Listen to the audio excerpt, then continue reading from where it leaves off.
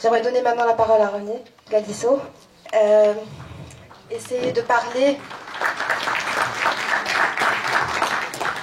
de la question finalement de l'émergence de l'action d'Abdelkrim par rapport à une situation une immanence, mais à la fois une exception, puisqu'il crée une exception à partir de conditions sociaux, historiques et sociologiques particulières, singulières au Maroc, mais qui les dépasse en même temps. J'aimerais avoir votre avis en fait sur cela. Vous avez raison d'insister sur les moments et les formes des luttes d'émancipation. Car c'est ça l'exemple d'Abdelkrim, c'est l'exemple d'une lutte d'émancipation. Mais il faut bien, si je puis dire, les situer dans leur dimension internationale, mondiale, pour savoir ce qu'elles signifient et pour savoir pourquoi elles n'ont pas gagné et que les luttes d'émancipation sont toujours à recommencer. Donc, Abdelkrim, la République d'Abdelkrim se situe dans les années 20. Les années 20, 1919-1920, ce sont les 2 années où il y a eu le plus de luttes, de grèves, de luttes sociales dans le monde entier. Jamais ça ne s'est renouvelé avec une telle intensité. À la suite de la guerre de 14, comme l'on dit, de la révolution bolchevique, comme on disait à l'époque, les 2 années sont les 2 années où les mouvements des peuples ont été les plus forts et qui ont créé des républiques. Aussi bien dans l'Empire ottoman, il y aura la République jeune turque, il y aura une tentative de république kurde, et il y aura ensuite en Syrie le soulèvement de Syrie, puisque la campagne communiste, elle s'appelle la campagne contre la guerre du Rif et de Syrie. Tout ça en même temps. Alors, ça, c'est les possibles du début des années 20, de 1920, de 1921, quand, si je puis dire, Abdelkrim a pu affirmer sa république, proclamée en 1923. Et ensuite, évidemment, ensuite c'est le triomphe de la réaction. C'est les armées qui se reforment et qui se recoalisent pour écraser précisément ces soulèvements. C'est ce qui arrive pour Abdelkrim, si je puis dire, pour l'émancipation rifaine en 1926. Mais je voudrais dire pour l'histoire du Maroc quelque chose qu'on ne voit plus, qu'on a oublié aujourd'hui. Il y a eu une trouille invraisemblable dans l'année que Jacques Berck appelait l'année du Rifin, c'est-à-dire de la fin de 1925 au début de 1926. Une trouille invraisemblable. Et la trouille la plus grande a été à Fès, au Maroc, car Abdelkrim est arrivé à quelques dizaines de kilomètres de Fès. Et à ce moment-là, vous voyez, où pouvait aller le mouvement d'émancipation. C'est la grande trouille de la bourgeoisie marocaine, surtout de la bourgeoisie fascie. Et comment a répondu à cette trouille la bourgeoisie fascie, y compris la bourgeoisie de la Karawine, elle a répondu en acclamant le jeune sultan qu'on était en train de mettre sur le trône. Le sultan n'était rien avant. C'était le petit sultan des Français, comme dit Abdelkrim lui-même. Rien. Le sultan ne comptait pas. Sur l'échiquier international, il ne comptait pas. Mais il s'est formé l'alliance, si je puis dire, du palais ou du trône, comme on peut dire, et de la bourgeoisie. Et c'est pourquoi ils vont entamer une campagne qui s'appelle la campagne sur le Daïr berbère. C'est la coalition qui dure jusqu'à aujourd'hui au Maroc, du trône et de la bourgeoisie, pas seulement la bourgeoisie fascie, puisque la bourgeoisie marocaine est devenue multiple maintenant. Ce sont des alliances dans différentes formes de partis et différentes formes d'idéologie. Mais la coalition du trône et de l'autel, si je puis dire, ça s'est fait du palais de la bourgeoisie musulmane, ça s'est fait à la suite de l'année du Rifin. C'est toujours la grande peur a des capacités de susciter la réaction. Et la réaction, elle dure jusqu'à aujourd'hui au Maroc. Donc, puisque c'est la même alliance, aujourd'hui. C'est la même alliance du palais et des bourgeoisies composites au Maroc. Le deuxième grand temps d'émancipation, je le rappelle très rapidement, parce que ça permettra d'évoquer les problèmes d'aujourd'hui, Le deuxième temps d'émancipation, c'est après 1945. C'est dans les luttes de libération nationale, proprement dites, les guerres de libération nationale. Et Abdelkrim redevient central, parce qu'il est l'initiateur, depuis le Caire, il est l'initiateur de l'armée de libération du Maghreb, qui avait pour but la libération de l'ensemble du Maghreb, pas seulement du Maroc. Et l'armée de libération du Maghreb, qui a pu s'implanter notamment dans la zone nord, encore dominée par l'Espagne, avec un jeu double du régime de Franco. Cette armée de libération, ça va donner l'armée de libération algérienne, avec l'armement qui arrive du reste sur la côte rifane, et ça va donner les deux suites, qui seront l'armée de libération du Rif au Maroc, et l'armée de libération au sud, au Maroc, totalement décimée, si j'ai pu dire, et le mot est faible, par le prince Hassan, qui va faire l'amalgame avec la vieille armée française pour fonder les phares, les forces armées royales. Vous voyez encore la place d'Abdelkrim. Et à l'heure actuelle, il y a des discussions, il faut lire. Le Maroc est le seul pays au monde, hein, à l'heure actuelle, qui a un magazine d'histoire. C'est extraordinaire, ça. Enfin, avec beaucoup de mes anciens étudiants, je suis très fier. Bon, ce magazine d'histoire qui s'appelle Zaman, le Temps, presque à tous les numéros, revient sur le Rif, revient sur Abdelkrim. Dans ce numéro-là que je vous montre, il y a une reprise de la discussion. Est-ce que Abdelkrim n'a pas en quelque sorte privilégié l'indépendance du Maghreb à la seule indépendance du Maroc en 1955-56? Tout simplement, c'est parce qu'il était hostile à la façon dont tournaient les tables rondes et les négociations menées avec la France. Ça ne veut pas dire qu'il avait renoncé à l'indépendance. Parfois, ce n'est pas toujours très bien expliqué. Mais c'est parce qu'il continuait dans sa ligne d'indépendance du Maghreb, avec les armées, l'armée de libération du Maghreb. Troisième temps d'histoire, depuis les indépendances des années 56 à 62 pour l'Algérie, les régimes ont été mis en place. Et ces régimes ont établi leur régime militaire et policier sur les trois pays du Maghreb et même au-delà, hein, dans des formes différentes sur la Libye, sur l'Égypte, etc. Ces régimes, aujourd'hui, l'heure de la succession est arrivée. Pourquoi il y a ce nouveau temps d'émancipation aujourd'hui, qu'on appelle ou qu'on n'appelle pas le printemps arabe, peu importe les appellations, c'est parce que c'est la fin des régimes établis au moment des indépendances et qui ont été plus ou moins kidnappés, si je puis dire, par des formes différentes dictatoriales. Donc, que ce soit Ben Ali, que ce soit le règne d'Hassan II, peu importe, vous avez ces formes, et aujourd'hui c'est la fin. Même au Maroc, il y a 2 ans, on m'a regardé avec des yeux ronds à l'école de journalisme quand j'ai dit, mais même la question de la succession est peut-être en train de s'ouvrir au Maroc. On m'a regardé avec les yeux ronds, puis après ça, la réflexion a commencé. Et c'était à une époque où on me coupait le mot République chaque fois que je le prononçais. La première fois qu'à la radio marocaine, j'ai parlé d'Abdelkrim et la République du Rif, en évoquant précisément le grand colloque que j'ai publié. Et on a coupé le mot République. Bon, imprononçable. La deuxième fois, c'est-à-dire il y a 2 ans, c'était sur 2M, on n'a pas coupé le mot République. Mais on a dit, le mot République, ça ne signifie pas République. Ça veut dire République, les petites républiques, les djemahs, les mouvements de base. Alors c'est là que j'étais obligé de piquer ma colère et dire, mais je regrette beaucoup, la République d'Abdelkrim, c'est Gomouria. Donc, ne jouez pas sur les mots. Alors, il y a eu cette discussion. Et aujourd'hui, simplement, on peut prononcer, mais très vite, hein, comme si il fallait faufiler pour prononcer le mot. Mais le débat est ouvert au Maroc maintenant. Voilà la nouveauté. Voilà le nouveau temps d'émancipation qui sera suivi de répression. Il y a des fenêtres qui s'ouvrent en histoire.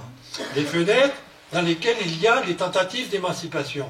Et après ça, pour parodier Trotsky, si je puis dire, c'est la contre-révolution permanente. C'est-à-dire, c'est la contre-révolution qui écrase, qui ferme les possibilités d'émancipation.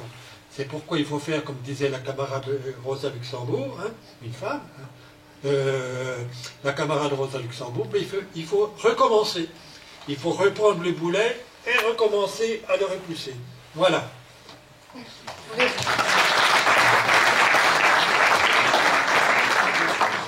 vous poser une question par rapport... là, vous avez parlé de ce qui a précédé, finalement, la République du Rif. Mais elle n'a pas émergé de rien.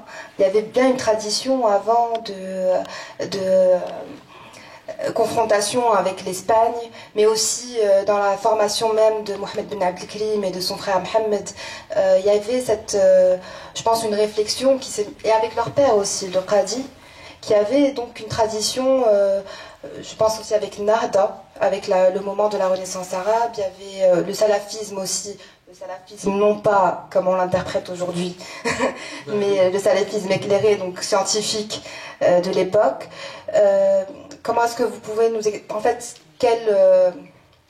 pour juste montrer qu'il y avait une tradition de guérilla finalement dans le Rif, mais en même temps que Abdelkrim et ses enfants, donc je parle du Qadi, ont ramené quelque chose de nouveau dans la République du Rif, tout en restant dans une certaine continuité. Même avec la lutte de Abdelkader, par exemple, au départ en Algérie, est-ce qu'on peut dire qu'il y a des liens entre ces différentes luttes et ces différentes traditions voilà. Je n'aime pas le mot tradition, parce que le mot tradition, ça veut dire des inventions d'aujourd'hui pour récupérer des arguments dans le passé. Ça n'a pas beaucoup d'intérêt.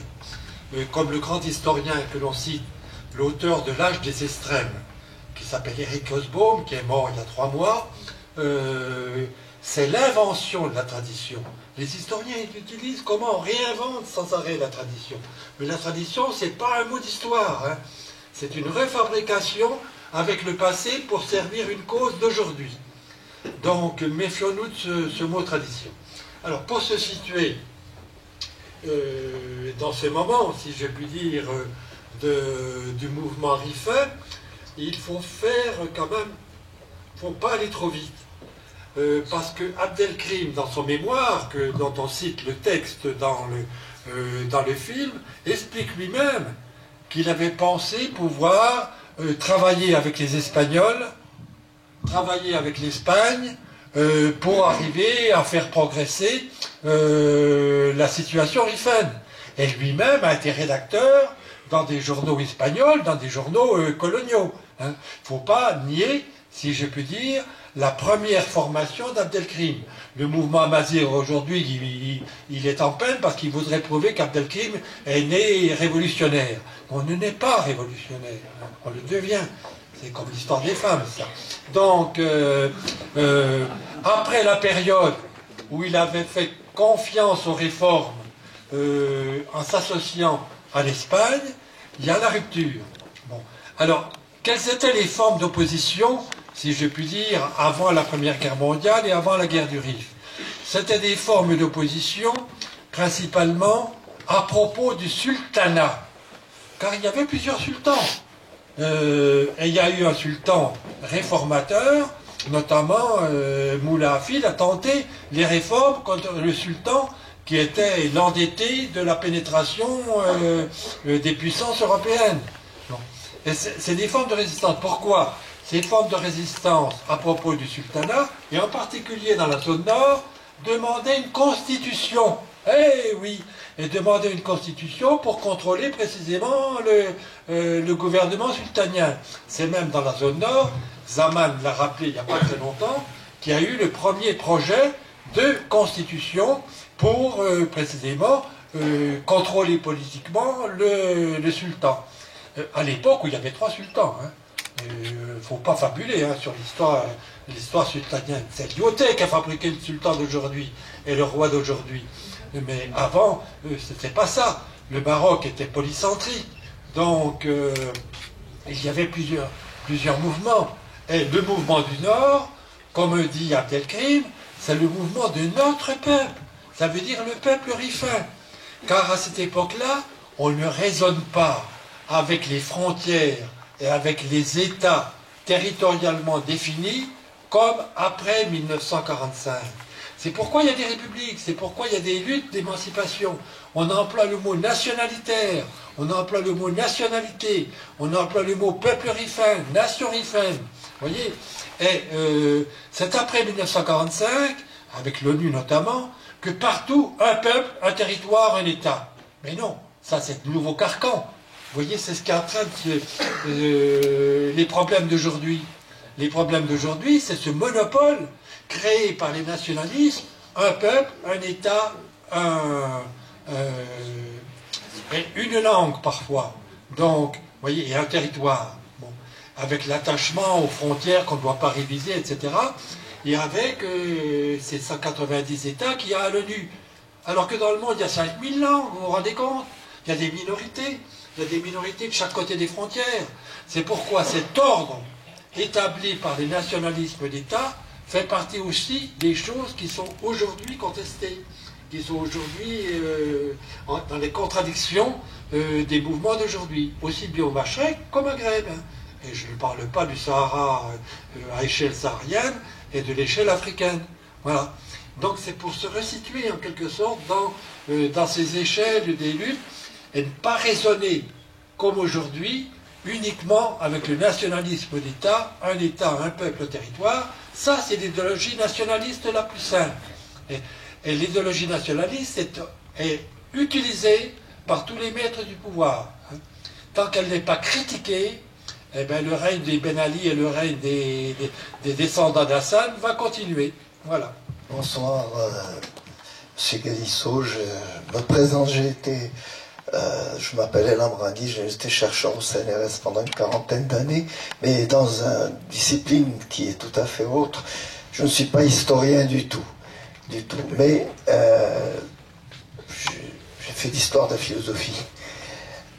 Alors, je rebondis seulement pour ne pas prendre la parole longtemps, ni vous obliger à rester plus longtemps.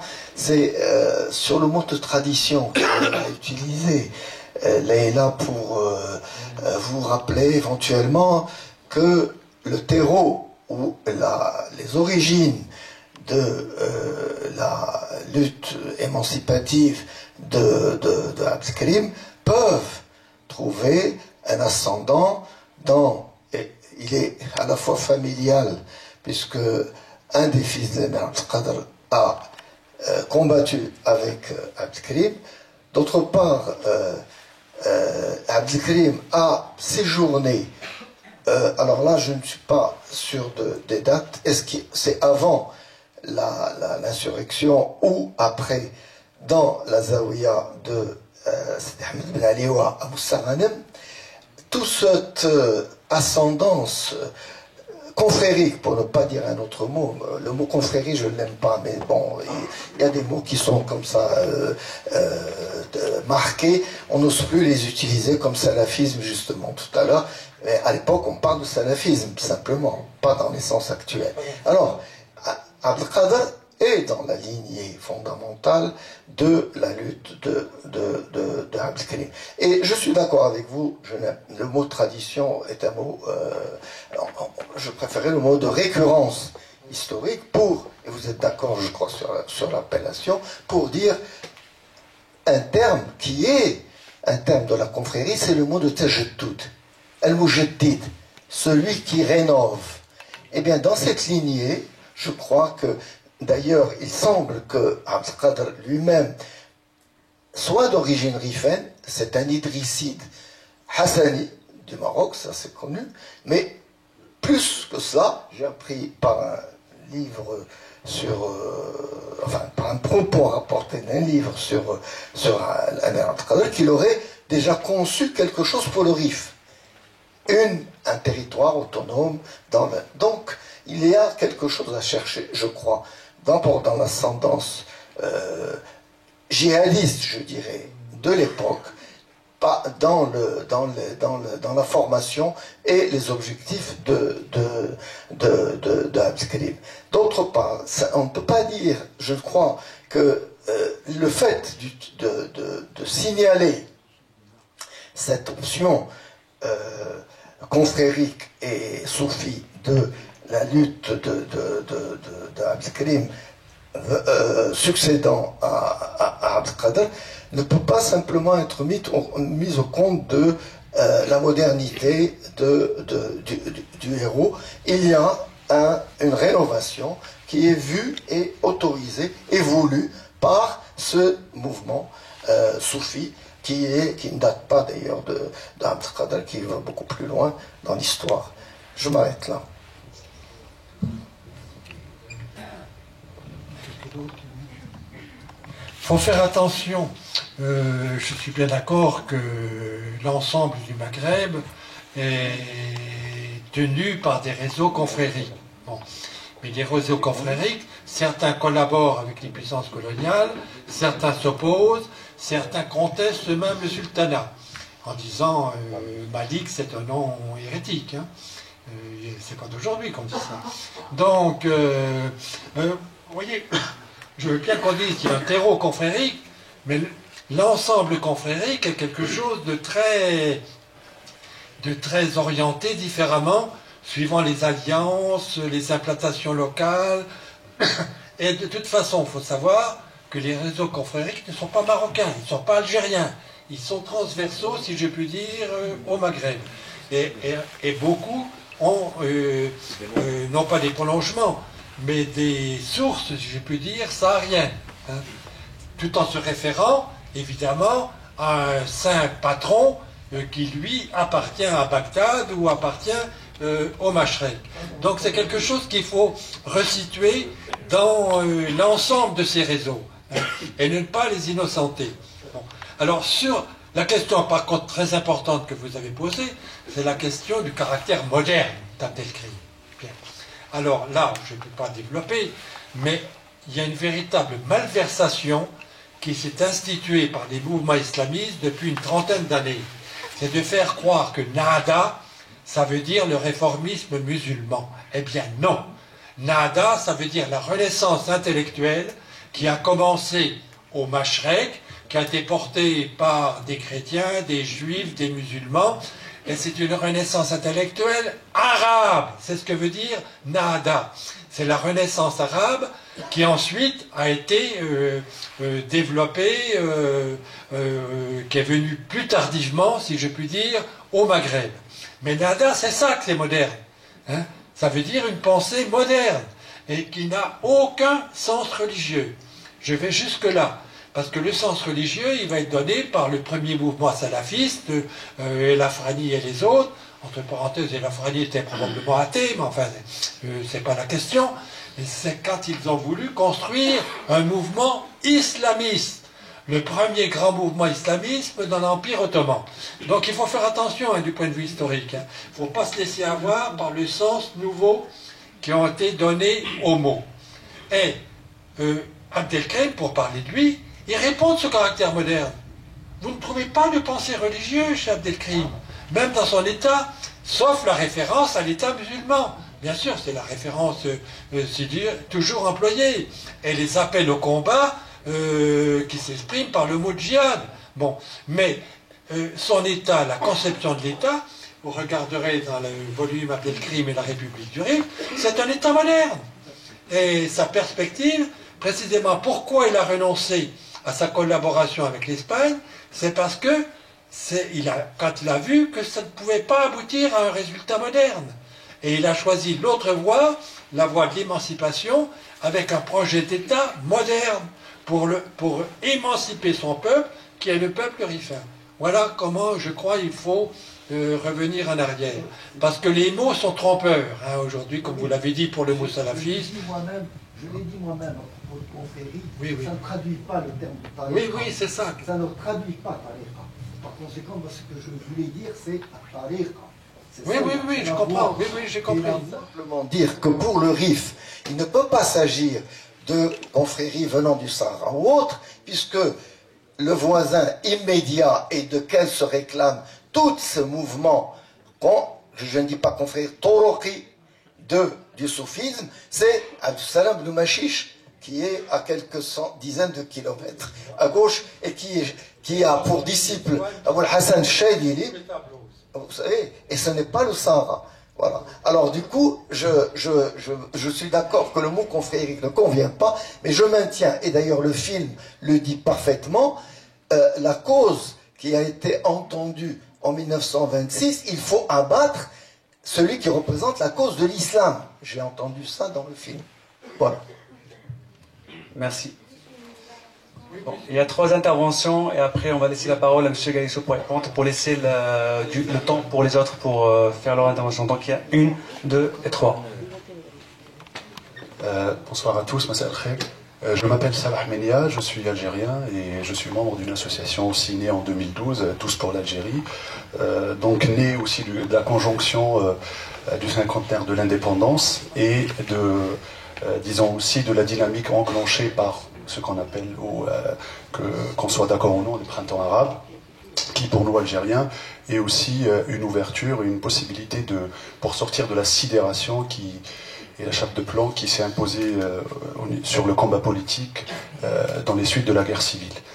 Et je suis très content et très ému d'être ici ce soir pour partager ce débat et voir ce film, mais aussi pour vous écouter, vous, Monsieur René Galissot, dans certains de vos travaux m'ont permis aussi d'élaborer ce que nous avons traversé en Algérie dans les années 90. Je pense à un article dans les temps modernes en 95, où le concept de l'acquiescement à la violence était quelque chose de très très important à saisir. Ma question prolonge la première interrogation et je pensais à ce que Mostafa Al-Sharaf proposait comme le passage du temps mystique au temps politique. Le passage du temps mystique au temps politique dans la lutte d'indépendance, dans l'avènement du mouvement nationaliste algérien.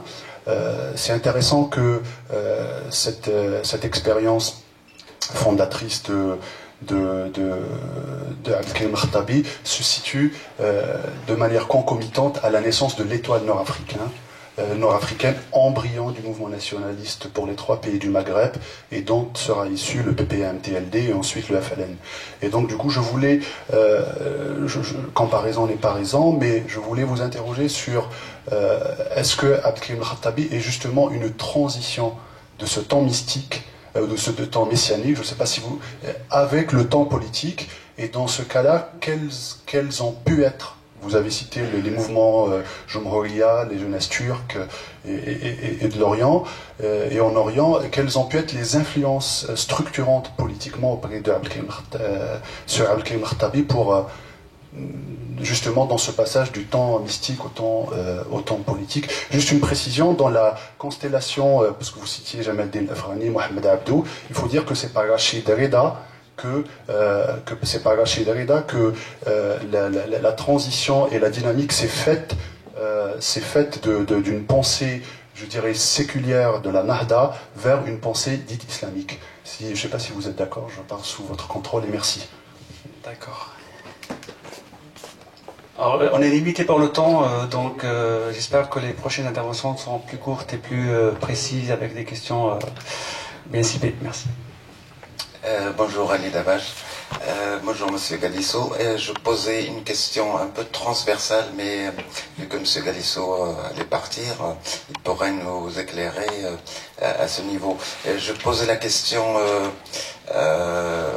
qui va aller peut-être sur la discussion de tout à l'heure avec le mouvement de 20 février.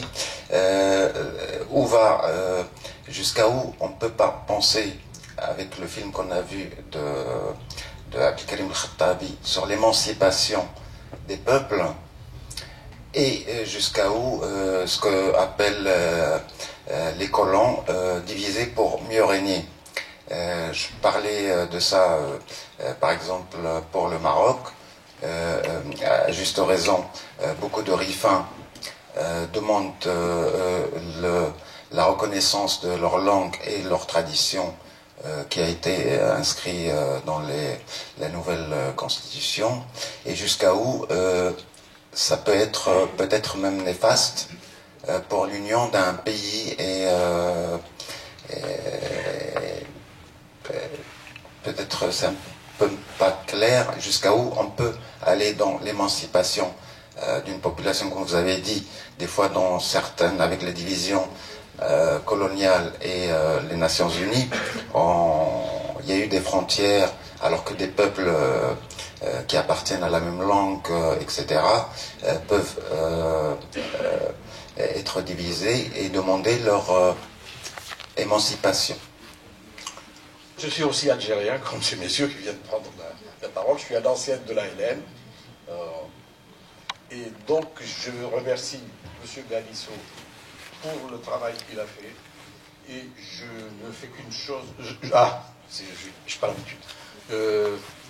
Ce que je voudrais dire, c'est simplement cette filiation directe entre l'émir Abdelkader et l'émir Abdelkrim, en ce sens qu'ils ont été des hommes à la fois de guerre, des hommes de culture, des hommes d'État. Et c'est tout. Et c'est tout. Je ne vois pas autre chose entre les deux. C'est dans la continuité que s'est fait le mouvement de l'émir Abdelkrim, dont je porte le prénom en son honneur, parce qu'à cette époque, ce prénom était à la mode en Algérie. Voilà. Merci. Alors, réponse très très rapide, je ne peux pas reprendre toutes les questions.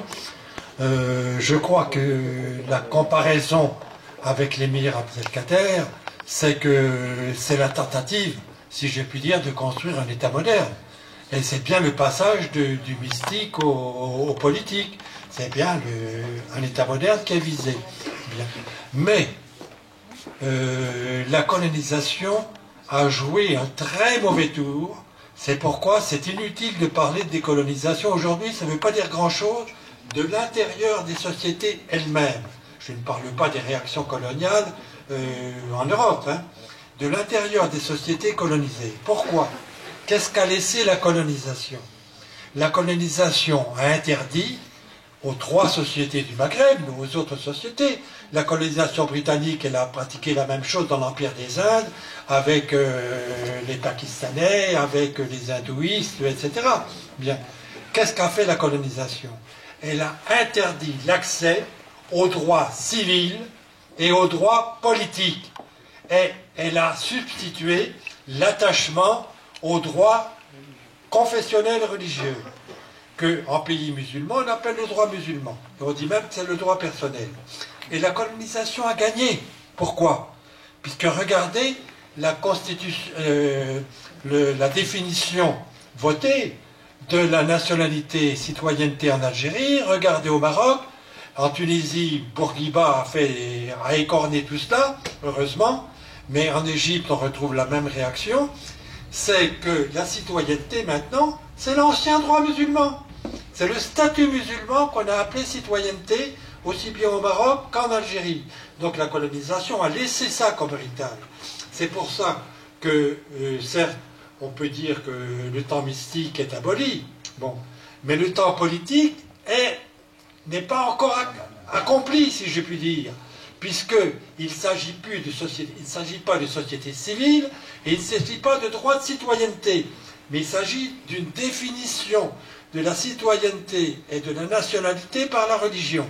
C'est là que la colonisation, en quelque sorte, a laissé le plus triste héritage au pays du Maghreb. Ça vous explique les réactions d'aujourd'hui. Les réactions d'aujourd'hui, ce qu'on appelle bêtement le retour de l'islam. Ce n'est pas le retour de l'islam, c'est le retour après la période de nationalisme développementaliste où chacun croyait qu'on allait développer nationalement chacun des États, mais c'est le retour de l'héritage colonial. C'est le retour de la définition de l'identité par l'islam. C'est ça. C'est le statut personnel et le statut musulman. Ça demande une énorme réflexion, parce que les choses restent bloquées. Et simplement une allusion historique, je voulais faire remarquer que c'est le colonisateur britannique, alors lui qui est un champion du statut musulman, hein, comme il est un champion du nationalisme hindouiste. Hein. Bon, c'est le colonisateur britannique qui a nommé Cher Abdou recteur d'El-Azhar. Bien, donc c'est une forme de collaboration coloniale. Et c'est pourquoi la collaboration Rachid Rida l'a poussé, comme vous l'avez rappelé, à faire une espèce d'amalgame entre la Renaissance nada et le salafisme au sens propre du mot, de l'islam, du réformisme musulman. C'est là qu'elle... Mais à nouveau, vous voyez comment c'est une opération pilotée par le colonisateur britannique. Et ce qui est marrant, c'est que ceux qui ont protesté contre cette alliance faite à El-Azhar, c'est les étudiants d'El-Azhar. Et les étudiants d'El-Azhar, en 1928, ils se sont appelés frères musulmans. Donc, ils ne sortaient pas de l'âge mystique, si je puis dire, et de la contestation sur fond religieux, mais ils l'adressaient à la collaboration coloniale des salafistes d'El-Azhar. Je rappelle ces problèmes historiques parce que ça c'est vraiment très intéressant pour voir encore comment les choses ne sont pas dénouées aujourd'hui. C'est ça que vous avez à dénouer. Voilà. Je m'excuse de partir. Merci.